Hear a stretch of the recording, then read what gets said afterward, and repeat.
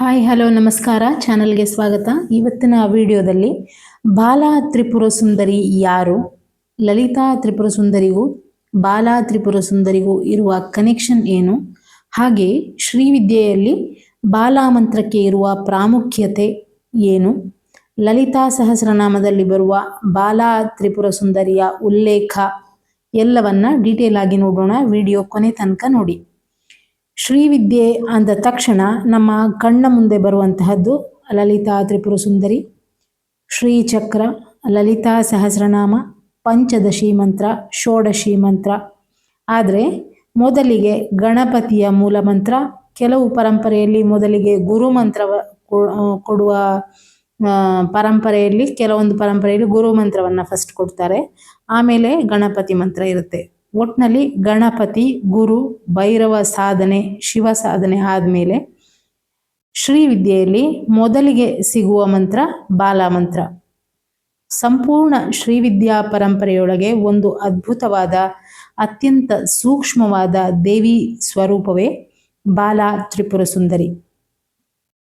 ಹೆಸರು ಕೇಳಿದಾಗ ಬಹಳ ಜನರಿಗೆ ಒಂದು ಪ್ರಶ್ನೆ ಬರುತ್ತೆ, ಬಾಲ ಅಂದರೆ ಚಿಕ್ಕ ಹುಡುಗಿ ಅಲ್ವಾ, ಅಂದರೆ ಕನ್ಯಾ ರೂಪ ಅಲ್ವಾ, ಹಾಗಾದರೆ ಇಷ್ಟು ದೊಡ್ಡ ಶ್ರೀವಿದ್ಯಾ ಪರಂಪರೆಯಲ್ಲಿ ಬಾಲೆಗೆ ಇಷ್ಟು ಮಹತ್ವ ಯಾಕೆ ಅನ್ನುವಂತಹದ್ದು. ಇನ್ನೊಂದು ದೊಡ್ಡ ಪ್ರಶ್ನೆ ಏನಪ್ಪ ಅಂತಂದರೆ, ಬಾಲಾ ತ್ರಿಪುರ ಸುಂದರಿ ಮತ್ತು ಲಲಿತಾ ತ್ರಿಪುರ ಸುಂದರಿ ಇಬ್ಬರು ಒಂದೇನಾ ಅನ್ನುವಂತಹದ್ದು. ಬಾಲ ಕೇವಲ ಲಲಿತೆಯ ಬಾಲ ಸ್ವರೂಪವೇ, ಅಥವಾ ಅವಳ ಹಿಂದೆ ಇನ್ನೂ ದೊಡ್ಡ ತಾಂತ್ರಿಕ ರಹಸ್ಯ ಇದೆಯಾ? ಇದೆಲ್ಲ ನೋಡ್ತಾ ಹೋಗೋಣ. ಬಾಲಾ ತ್ರಿಪುರ ಸುಂದರಿ ಯಾರು ಅನ್ನುವ ಪ್ರಶ್ನೆಗೆ, ಬಾಲಾ ತ್ರಿಪುರ ಸುಂದರಿ ಶ್ರೀವಿದ್ಯಾ ಪರಂಪರೆಯಲ್ಲಿ ಬಾಲೆ ಕನ್ಯಾ ರೂಪವಾಗಿ 8 ಅಥವಾ 9 ವರ್ಷದ ಹುಡುಗಿ ಕನ್ಯಾ ರೂಪದಲ್ಲಿ ಪೂಜಿಸುವಂಥ ಒಂದು ತತ್ವ. ಈಕೆ ಲಲಿತಾ ತ್ರಿಪುರ ಸುಂದರಿಯ ಬಾಲರೂಪ ಅಂತ ಕೆಲವು ಪರಂಪರೆ ಹೇಳಿದರೆ, ಇನ್ನು ಕೆಲವು ಪರಂಪರೆಯಲ್ಲಿ ಲಲಿತಾ ತ್ರಿಪುರ ಸುಂದರಿಯ ಹೃದಯದಿಂದ ಹೊರಬಂದವಳು ಅನ್ನುವ ಉಲ್ಲೇಖ ಕೂಡ ಇದೆ. ಮತ್ತು ಇನ್ನು ಕೆಲವು ಪರಂಪರೆಯಲ್ಲಿ ಲಲಿತಾ ತ್ರಿಪುರ ಸುಂದರಿಯ ಮಗಳು ಈಕೆ ಅಂತ ಹೇಳ್ತಾರೆ. ಬಾಲಾ ತ್ರಿಪುರ ಸುಂದರಿ ಚಿಕ್ಕವಳು ಅಂದರೆ ಅವಳ ಶಕ್ತಿ ಚಿಕ್ಕದಲ್ಲ. ಇದು ಕೇವಲ ವಯಸ್ಸಿನ ವಿವರಣೆ ಅಲ್ಲ, ಇದು ಒಂದು ತತ್ವ. ಮಗುವಿನ ಮನಸ್ಸನ್ನು ಗಮನಿಸಿದಾಗ ಗೊತ್ತಾಗುತ್ತೆ, ಮಗು ಹಳೆಯದನ್ನು ಹಿಡಿದುಕೊಂಡು ಕೂತ್ಕೊಳ್ಳೋದಿಲ್ಲ, ಅದು ಹೆಚ್ಚು ಕ್ಯಾಲ್ಕುಲೇಷನ್ ಕೂಡ ಮಾಡೋದಿಲ್ಲ. ಆದ್ದರಿಂದ ಬಾಲಾ ಸ್ವರೂಪ ನಿರ್ಮಲತೆ, ಸಹಜತೆ, ಓಪನ್ನೆಸ್ ಮತ್ತು ಅಹಂಕಾರದಿಂದ ಮುಕ್ತವಾದ ಚೈತನ್ಯದ ಸಂಕೇತ. ಬಾಲ ಅಂದರೆ ಬಾಲ್ಯ ಸ್ವರೂಪ, ಷೋಡಶಿ ಅಂದರೆ 16 ವರ್ಷದ ಯೌವನದ ಸಂಕೇತ. ಲಲಿತಾ ತ್ರಿಪುರ ಸುಂದರಿ ಪರಿಪೂರ್ಣ ಪರಾಶಕ್ತಿಯ ವಿಶ್ವರೂಪ. ಆದರೆ ಇವು 3 ತತ್ವ ಬೇರೆ ಬೇರೆ ಅಂತ ನೋಡೋದಲ್ಲ. ಒಂದೇ ಸೂರ್ಯ, ಬೆಳಗಿನ ಸೂರ್ಯ ಮೃದುವಾಗಿ ಎಳೆ ಬಿಸಿಲು ಕೊಡ್ತಾ ಇದ್ರೆ, ಮಧ್ಯಾಹ್ನದ ಅದೇ ಸೂರ್ಯ ಪೂರ್ಣವಾದ ಪ್ರಕಾಶವನ್ನು ಕೊಡ್ತಾನೆ. ಸೂರ್ಯ ಎರಡು ಅಂತ ನಾವು ಹೇಳಲ್ಲ ಅಲ್ವಾ, ಹಾಗೆಯೇ ಇಲ್ಲಿ ರೂಪದಲ್ಲಿ ವ್ಯತ್ಯಾಸ ಇದ್ರೂ ತತ್ವ ಒಂದೇ. ತ್ರಿಪುರ ಎಂಬ ಪದವನ್ನು ಕೇವಲ 3 ನಗರ ಅಂತ ಅರ್ಥ ಮಾಡಿಕೊಳ್ಳೋದಲ್ಲ. ಇಲ್ಲಿ ಶ್ರೀವಿದ್ಯಾ ತತ್ವದಲ್ಲಿ 3 ಅನ್ನೋದಕ್ಕೆ ಬಹಳ ಆಳವಾದ ತತ್ವ ಅಡಗಿದೆ. ಇದರಲ್ಲಿ ಜಾಗೃತ್, ಸ್ವಪ್ನ, ಸುಷುಪ್ತಿ, ಸ್ಥೂಲ, ಸೂಕ್ಷ್ಮ, ಕಾರಣ ಶರೀರ, ಇಚ್ಛಾಶಕ್ತಿ, ಜ್ಞಾನಶಕ್ತಿ, ಕ್ರಿಯಾಶಕ್ತಿ, ಸೃಷ್ಟಿ, ಸ್ಥಿತಿ, ಲಯ, ಈ 3ನ್ನು ಮೀರಿದ ಚೈತನ್ಯ ತ್ರಿಪುರ ತತ್ವದೊಂದಿಗೆ ಸಂಬಂಧಿಸಿ ನೋಡಲಾಗುತ್ತೆ.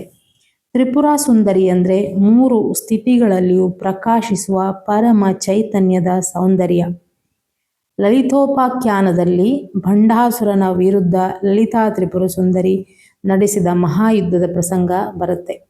ಲಲಿತಾ ಸಹಸ್ರನಾಮದಲ್ಲಿ 21ನೇ ಸ್ತೋತ್ರಮಾಲಾ ಮಂತ್ರದಲ್ಲಿ ಬರುವ ಉಲ್ಲೇಖ ಭಂಡಪುತ್ರ ವಧೋದ್ಯುಕ್ತ ಬಾಲ ವಿಕ್ರಮನಂದಿತ ಅಂತ ಬರುತ್ತೆ. ನೀವೆಲ್ಲ ಈಗಾಗಲೇ ಪಾರಾಯಣ ಮಾಡುವಾಗ ಗೊತ್ತಿರುತ್ತೆ ನಿಮಗೆ. ಭಂಡಾಸುರನ 30 ಮಕ್ಕಳನ್ನು ಬಾಲಾ ತ್ರಿಪುರ ಸುಂದರಿ ಸ್ವತಃ ಸಂಹರಿಸಿದ್ರಂತೆ. ಭಂಡಾಸುರನ ಮಹಾಸೇನೆ ಮತ್ತೊಂದು ಕಡೆ ಪುಟ್ಟ ಬಾಲ. ಇಲ್ಲಿ ಕಥೆಯಲ್ಲಿರುವ ದೊಡ್ಡ ರಹಸ್ಯ ಶಕ್ತಿಯನ್ನು ರೂಪದಿಂದ ಅಳೆಯಬಾರದು ಎನ್ನುವಂತಹದ್ದು. ಶ್ರೀವಿದ್ಯೆಯಲ್ಲಿ ಮೊದಲಿಗೆ ಬಾಲಾ ಮಂತ್ರ ಸಾಧನೆ ಮಾಡಿದ ನಂತರವೇ ಮುಂದಿನ ಹಂತ ತಲುಪಲು ಸಾಧ್ಯ ಅಂತ ಪರಂಪರೆಯ ಪ್ರಕಾರ ಕಲಿಯುವಾಗ ಬರುವಂತಹ ಮಾತು.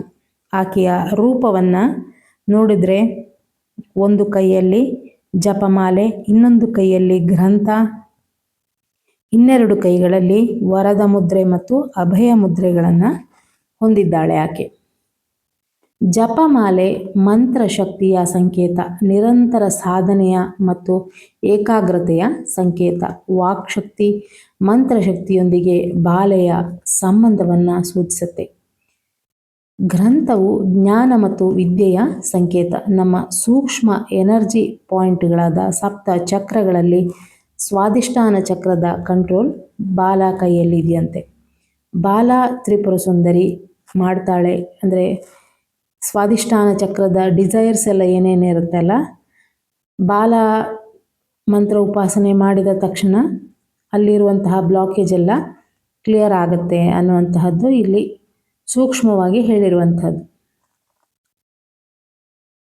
ಭಂಡಾಸುರನ 30 ಜನ ಪುತ್ರರು, ಇದರ ಗೂಢ ಅರ್ಥ ಏನು ಅಂತ ನೋಡಿದ್ರೆ, ಭಂಡಾಸುರನ ಪುತ್ರರು ಅಂದರೆ ಅಹಂಕಾರ, ಅಜ್ಞಾನ, ಈಗೋ ಇದೆಲ್ಲ ಗುಣಗಳಿಂದ ಹೊರಹೊಮ್ಮುವ ಅನೇಕ ಮನೋವಿಕಾರಗಳು. ಕೋಪ, ಅಸೂಯೆ, ಅತಿಯಾದ ಆಸೆ, ಭಯ, ದ್ವೇಷ, ಅಟ್ಯಾಚ್ಮೆಂಟು, ಸ್ವಾರ್ಥ, ಕಂಪ್ಯಾರಿಸನ್ನು, ಕಂಟ್ರೋಲು, ಅಸಹನೆ ಇವೆಲ್ಲವೂ ಒಂದೇ ಮೂಲದಿಂದ ಹುಟ್ಟುವಂತಹದ್ದು.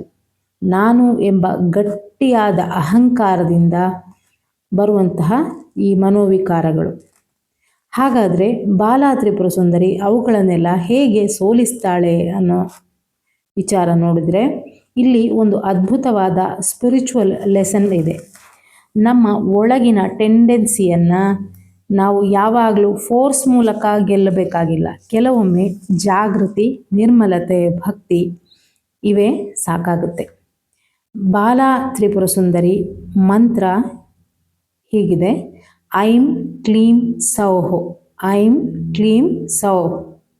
ಇದು ಬೀಜ ಮಂತ್ರ. ಗುರು ಉಪದೇಶ ಇಲ್ಲದೆ ಇದನ್ನು ಹೇಳಬಾರದು. ಐಂ ಅಂದರೆ ಜ್ಞಾನ ಮತ್ತು ವಾಕ್ಶಕ್ತಿ, ಕ್ಲೀಂ ಅಂದರೆ ಇಚ್ಛೆ, ಕಾಮ ಮತ್ತು ಆಕರ್ಷಣ ತತ್ವ, ಸೌಹ್ ಅಂದರೆ ಪರಾಶಕ್ತಿಯ ಸೃಜನಶೀಲ ಪ್ರಕಟನಾಶಕ್ತಿ, ಜ್ಞಾನ, ಇಚ್ಛೆ, ಕ್ರಿಯೆ. ಹಾಗಾದರೆ ಬಾಲಾ ತ್ರಿಪುರ ಸುಂದರಿ ಯಾರು? ಅವಳು ಕೇವಲ ಬಾಲೆಯ ರೂಪದಲ್ಲಿರುವ ದೇವಿ ಅಲ್ಲ, ಅವಳು ನಿರ್ಮಲ ಚೈತನ್ಯ ಜ್ಞಾನಶಕ್ತಿಯ ಬೀಜ. ಶ್ರೀವಿದ್ಯೆಯ ಪ್ರವೇಶ ದ್ವಾರವೆಂದು ಪರಿಗಣಿಸಲ್ಪಡುವ ದೇವಿ ರೂಪ. ಲಲಿತಾ ತ್ರಿಪುರ ಸುಂದರಿಯೊಂದಿಗೆ ಏಕತ್ವ ಹೊಂದಿರುವ ಬಾಲ ಸ್ವರೂಪ. ಇನ್ನು ಆಳವಾದ ವಿಚಾರ ಹೇಳೋದಾದರೆ, ಬಾಲ ಅಂದರೆ ನಮ್ಮೊಳಗೆ ಇನ್ನೂ ಕಲುಷಿತವಾಗದ, ಅಹಂಕಾರದಿಂದ ಸಂಪೂರ್ಣವಾಗಿ ಆವರಿಸಲ್ಪಡದ ಆ ಚೈತನ್ಯದ ನೆನಪು. ಇನ್ನು ಬಾಲ ಮಂತ್ರಗಳಲ್ಲಿ ಐಂ ಕ್ಲೀಂ ಸೌಹ್ ಈ 3 ಬೀಜಗಳ ಮಂತ್ರಗಳಲ್ಲದೆ 6 ಬೀಜಗಳ ಮಂತ್ರ ಮತ್ತು 9 ಬೀಜಗಳ ಮಂತ್ರ ಕೂಡ ಇದೆ. ಬೇರೆ ಬೇರೆ ಪರಂಪರೆಗೆ ಅನುಗುಣವಾಗಿ ಅದನ್ನು ಉಪದೇಶ ಕೊಡ್ತಾರೆ. ಹೀಗೆ ನಮ್ಮ ಒಳಗಿನ ಅಹಂಕಾರ, ಈಗೋ ಎಷ್ಟು ದೊಡ್ಡದಾಗಿರಲಿ, ಜಾಗೃತಿಯ ಮುಂದೆ ಅದು ಉಳಿಯೋದಿಲ್ಲ. ನಮ್ಮೊಳಗಿನ ಹಳೆಯ ಪ್ಯಾಟರ್ನ್ ಎಷ್ಟೇ ಬಲವಾಗಿರಲಿ, ಒಂದು ಕ್ಷಣದ ಕಾನ್ಷಿಯಸ್ ಜಾಗೃತಿ ಅವುಗಳ ಸರಪಳಿಯನ್ನು ಮುರಿಯಬಲ್ಲದು. ಹೀಗೆ ಬಾಲಾ ತ್ರಿಪುರ ಸುಂದರಿಯ ಧ್ಯಾನ ಶ್ಲೋಕ ಹೀಗಿದೆ: ಅರುಣ ಕಿರುಣಾ ಜಾಲೈಹಿ ರಂಜಿತಾಶಾವಕಾಶ ವಿಧೃತ ಜಪವಟೀಕಾ ಪುಸ್ತಕಾಭೀತಿ ಹಸ್ತ ಇತರ ಕರವರಾಢ್ಯ ಪುಲ್ಲಹಸ್ತಾರವಿಂದ ನಿವಸತು ಹೃದಿ ಬಾಲ ನಿತ್ಯ ಕಲ್ಯಾಣಶೀಲ. ಅರುಣವಾದ ಸೂರ್ಯ ಕಿರಣಗಳಂತೆ ಕಾಂತಿಯುಳ್ಳ ಕೈಯಲ್ಲಿ ಜಪಮಾಲೆ ಮತ್ತು ಪುಸ್ತಕವನ್ನು ಧರಿಸಿರುವ, ಅಭಯ ಮತ್ತು ವರದ ಮುದ್ರೆಯಿಂದ ಭಕ್ತರಿಗೆ ಅನುಗ್ರಹಿಸುವ, ಅರಳಿದ ಕಮಲದಂತಿರುವ ಕೈಗಳನ್ನು ಹೊಂದಿರುವ ನಿತ್ಯ ಕಲ್ಯಾಣ ಸ್ವರೂಪಿಣಿಯಾದ ಬಾಲಾದೇವಿಯು ನನ್ನ ಹೃದಯದಲ್ಲಿ ನೆಲೆಸಲಿ ಎಂಬುದು ಈ ಧ್ಯಾನ ಶ್ಲೋಕದ ಅರ್ಥ. ಮುಂದಿನ ವಿಡಿಯೋದಲ್ಲಿ ಸಿಗ್ತೀನಿ. Thank you for watching.